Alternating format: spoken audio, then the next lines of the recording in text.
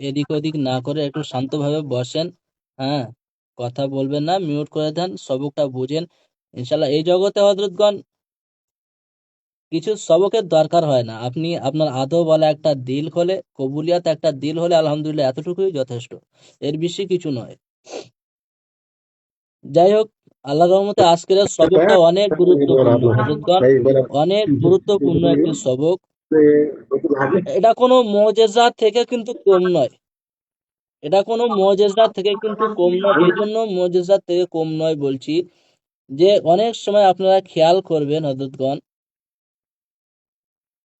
যে কোনো হযরত মাথার উপরে এইভাবে, আপনার এইভাবে মাথার উপরে হাত রাখে, হাত রাখার সাথে সাথে শরীরে জিন্নাত চলে আসে।